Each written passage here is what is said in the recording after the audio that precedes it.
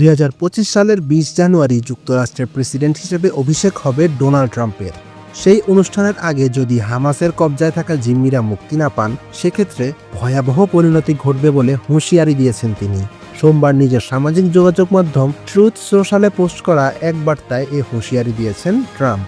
তিনি বলেন, মধ্যপ্রাচ্যের চলমান যুদ্ধে অত্যন্ত নিষ্ঠুর, অমানবিক এবং পুরো বিশ্বের ইচ্ছের বিরুদ্ধে যাদেরকে জিম্মি হিসেবে বন্দী রাখা হয়েছে তাদের মুক্তির জন্য সবাই সরব, কিন্তু সবাই শুধু কথাই বলছে, কাজের কাজ কিছুই করছে না।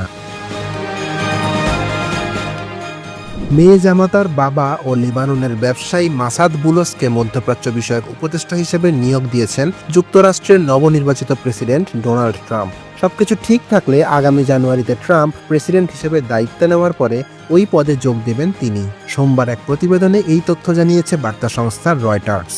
নিজের সোশ্যাল মিডিয়া প্ল্যাটফর্ম ট্রুথ সোশ্যালে ট্রাম্প লিখেছেন, মাসুদ একজন দক্ষ আলোচক এবং মধ্যপ্রাচ্যের শান্তির একজন অবিচল প্রবক্তা। ইসরায়েল এবং হামাসের মধ্যে সংঘাত 1 বছরের বেশি সময় ধরে মধ্যপ্রাচ্যকে জর্জরিত করছে। ভারতের উত্তর পূর্বাঞ্চলীয় রাজ্য ত্রিপুরার রাজধানী আগরতলায় অবস্থিত বাংলাদেশের সহকারী হাইকমিশনে হামলার ঘটনায় 7 ভারতীয় নাগরিককে আটক করেছে দেশটির পুলিশ। এছাড়া হাইকমিশনে হামলার সময় দায়িত্বে অবহেলার দায়ে পুলিশের 3 কর্মকর্তাকে বরখাস্ত করা হয়েছে। আগরতলায় বাংলাদেশের সহকারী হাইকমিশনে হামলার সময় সেখানে ভাঙচুর ও বাংলাদেশের জাতীয় পতাকা নামিয়ে ছিঁড়ে ফেলার ঘটনা ঘটায় উগ্র হিন্দুত্ববাদীরা। মঙ্গলবার এক প্রতিবেদনে এই তথ্য জানিয়েছে ভারতীয় সংবাদ মাধ্যম ইন্ডিয়া টুডে এনি। লেবাননের শক্তিশালী সশস্ত্র গোষ্ঠী হিজবুল্লাহর সাথে ইসরায়েলের যুদ্ধবিরতি কার্যকর হয়েছে গত সপ্তাহে, কিন্তু এরপরও দেশটিতে হামলা চালিয়ে যাচ্ছে ইসরায়েল। মধ্যপ্রাচ্যের এই দেশটিতে পৃথক হামলায় 11 জনকে হত্যা করেছে ইসরায়েলি বাহিনী। অন্যদিকে ইসরায়েলি সামরিক বাহিনীর অবস্থানে পাল্টা হামলা চালিয়েছে হিজবুল্লাহ। মঙ্গলবার এক প্রতিবেদনে এই তথ্য জানিয়েছে সংবাদ মাধ্যম আল জাজিরা। প্রতিবেদনে বলা হয়েছে, গত সপ্তাহে হিজবুল্লাহর সাথে যুদ্ধবিরতি কার্যকর হলেও লেবাননে পৃথক হামলায় 11 জনকে হত্যা করেছে ইসরায়েল। নিহতদের মধ্যে লেবাননের একজন রাষ্ট্রীয় নিরাপত্তা কর্মকর্তা রয়েছেন।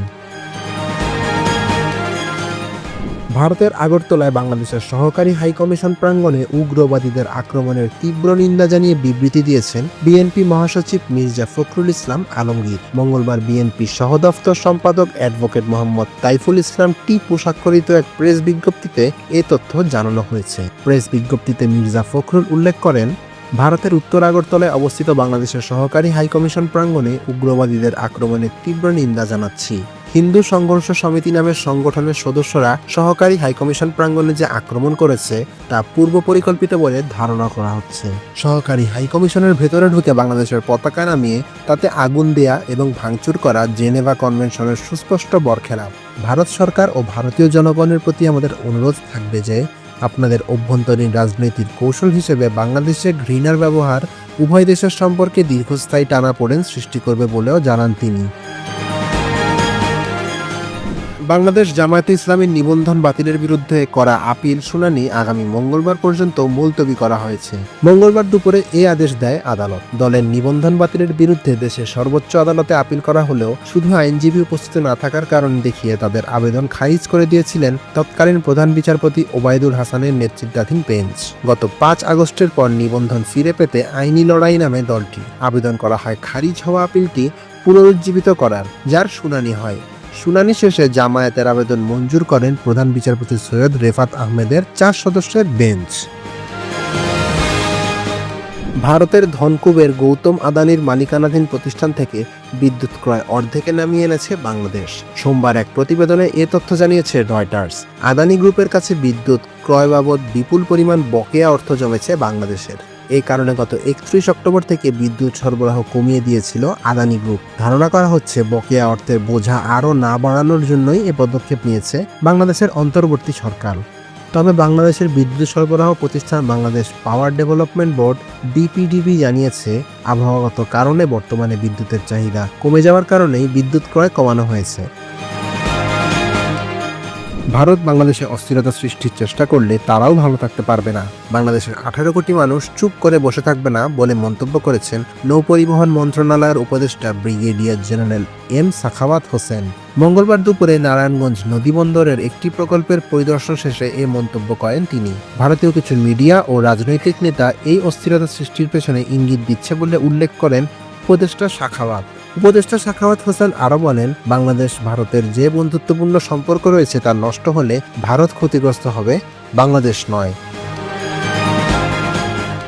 যে কোনো ধরনের অনাকাঙ্ক্ষিত ও অপ্রীতিকর পরিস্থিতি এড়াতে সীমান্তে সতর্ক রয়েছে বর্ডার গার্ড বাংলাদেশ বিজিবি। অপতৎপরতা এড়াতে বিজিবি প্রস্তুত রয়েছে বলে জানিয়েছে বিজিবি সদর দপ্তর। মঙ্গলবার দুপুরে বিজিবির জনসংযোগ কর্মকর্তা শরীফুল ইসলামের পাঠানো এক বার্তায় এ তথ্য জানানো হয়েছে।